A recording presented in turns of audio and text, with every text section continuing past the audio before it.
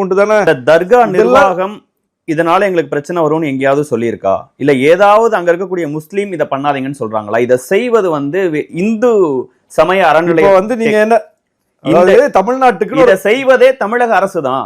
ஏதாவது ஒரு முஸ்லீம் இதை சொல்லியிருந்தா கூட பரவாயில்ல, எங்களுக்கு முஸ்லீம் எந்த பிரச்சனையுமே இல்ல. முஸ்லீம் சொல்லணுங்கிறது தான் பிஜேபியோட எண்ணமே. அவன் வலைய விரிச்சு வச்சுட்டு கல்ல எறிறான். இந்த பக்கம் வலைய விரிச்சு வச்சிருக்கான் பிஜேபி, இந்த பக்கம் கல்ல எறிறான். கல்ல எறிஞ்ச உடனே அந்த முஸ்லீம் ஓடி போய் அந்த வலையில விழணும்னு அவங்க எதிர்பார்க்கறாங்க. தமிழ்நாட்டில் அது நடக்காது பாஸ்.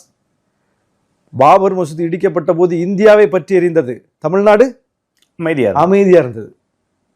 அப்போ அதுக்காக இவங்க எல்லாம் உணர்வற்று போகல. இங்க உள்ள முஸ்லீம்கள் உணர்வுள்ளவர்கள் தான். நம் மண்ணின் தன்மைக்கேற்ப நம்ம வெளிப்படணும். இங்க நம்ம பேசுறோமோ இல்லையா, நமக்காக பேசுறதுக்கு 10 இந்து இருக்கான், நம்ம பேசுறோமோ இல்லையா நமக்காக பேச 10 கிறிஸ்தவம் இருக்காங்கிற நம்பிக்கையோட இங்க இருக்காங்க. அந்த நம்பிக்கை தமிழ்நாடு காப்பாற்றிக்கிட்டே வருது.